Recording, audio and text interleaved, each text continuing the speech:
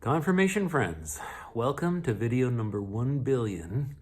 I really have no idea how many we've got here. 24, 25, I don't know. It'll say on YouTube whatever the right number is.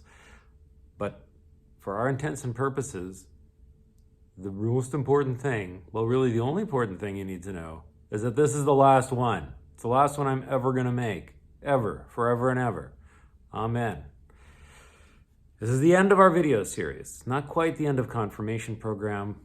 We will get together in person in the fall for a few weeks before the amazing day, one of the big important days of your life, Confirmation Day, which we hope will take place end of October, beginning of November.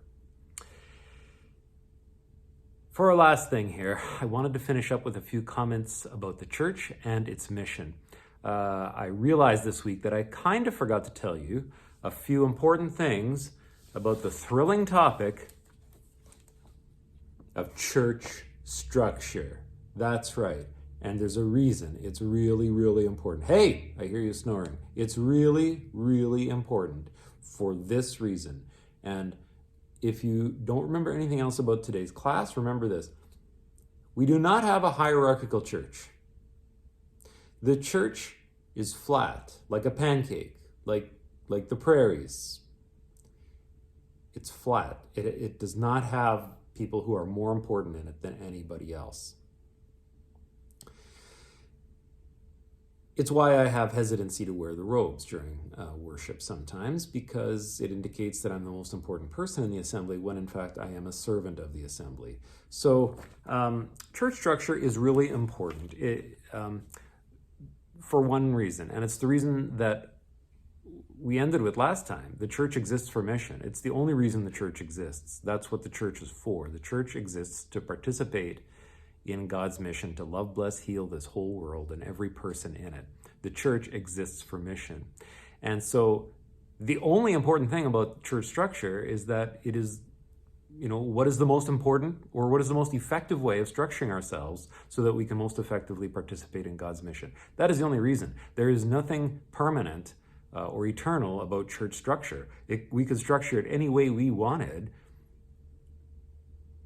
as long as the mission of God is most effectively served.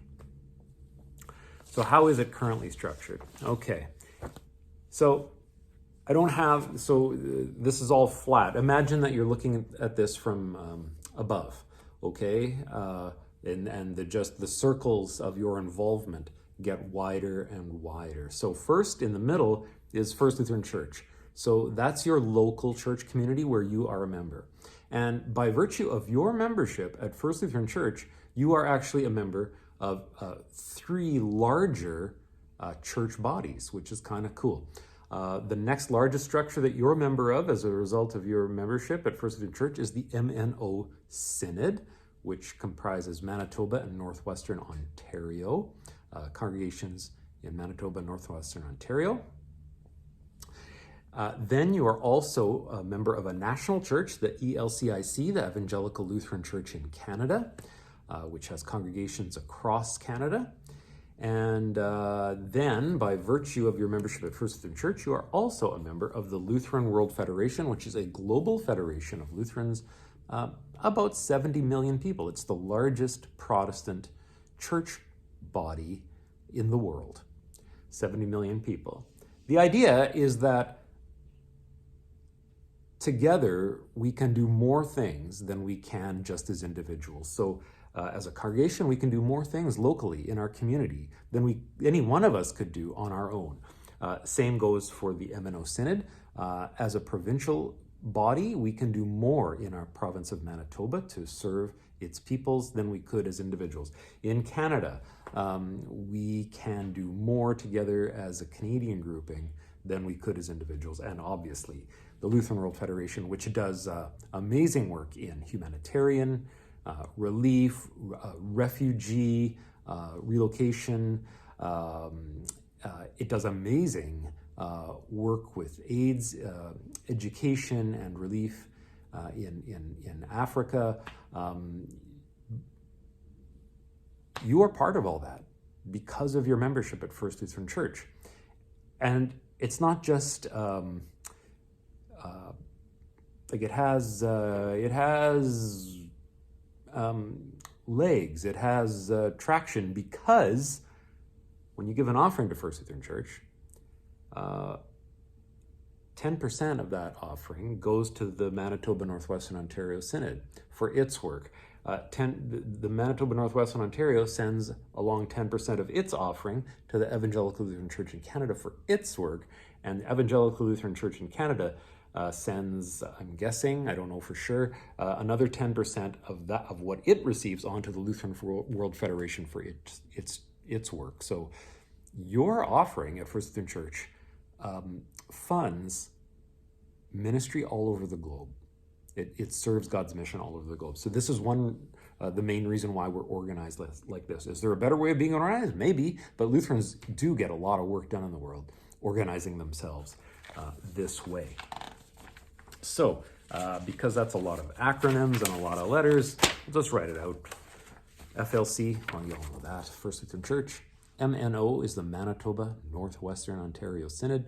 The ELCIC is the Evangelical Lutheran Church in Canada, and the Lutheran World Federation is the Lutheran World Federation, LWF, the Lutheran World Federation. These all have people who oversee the ministries there. I oversee the ministry at First Lutheran Church. The Bishop Jason, oversees the ministry of the Manitoba Northwestern Ontario Synod.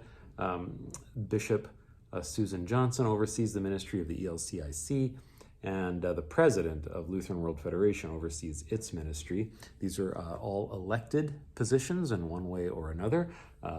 There was a vote, and I was called to be the pastor at First Lutheran Church 22 years ago. Similarly, there's a vote every 6 years now for the bishop of the MNO, same for the ELCIC, and I think it's about 8 or 10 years for the president of the Lutheran World Federation. You can see where the power lies and where the authority is. It's actually with the people. It's not with the elected leaders, who are servants of the people, of the members of these various groups. So, the bishop of the ELCIC is no more important than you. Our memberships are exactly the same. We have a flat church. It is a non-hierarchical church. It exists to serve not any hierarchy, but to serve the mission of the church, which is the main thing. So, just to repeat, the church is organized this way for one reason: to be effective in its mission. That's it. Because there's only one reason for the church to exist. The church exists for mission. There it is. It's the only reason. We are called to care for one another and for the world that God made.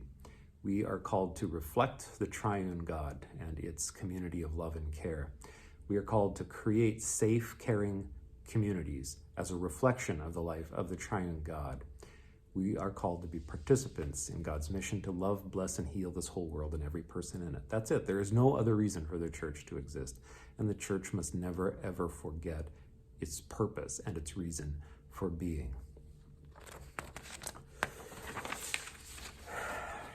Just to repeat from last time, it's as simple as this. We receive gifts freely. We give them away freely. That's what we're all about. That's Christian life, right there. On your confirmation day, you'll simply be committing to this, should you choose to do that. You were baptized into this mission on your baptism day. Your parents have nurtured your faith since that day. Your congregation has nurtured your faith since that day. You have participated in various ways in our life together. Confirmation Day is an opportunity for you to say yes. That mission I was baptized into back on my baptism day, I want to reaffirm and make a public commitment that I want to be part of this because it's important to me.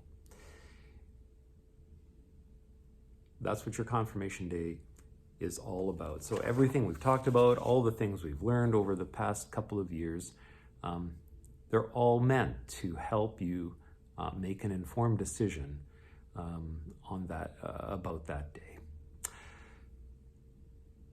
I forgot to write my last card, which was simply a big thank you.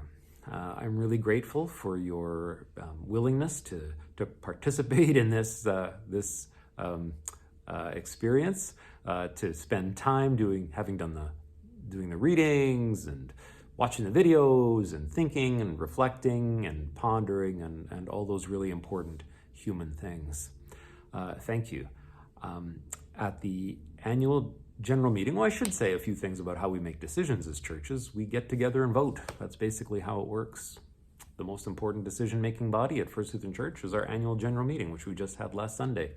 That's where all the decisions get made. You make the decisions. You're in charge.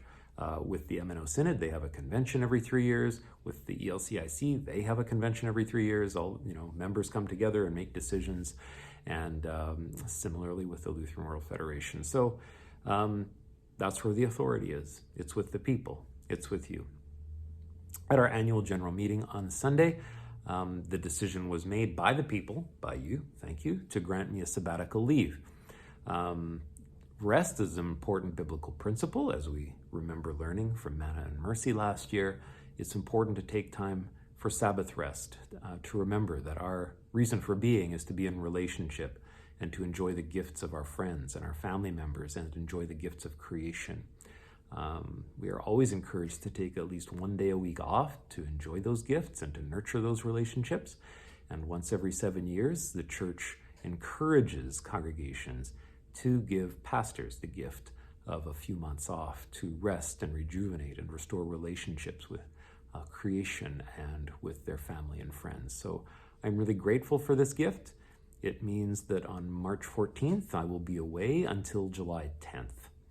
So that gave us a little bit of impetus to finish this up fairly soon this year, but I think we've covered all the important points. I'm confident that you have the things that you need to know in order to make your decision about Confirmation Day.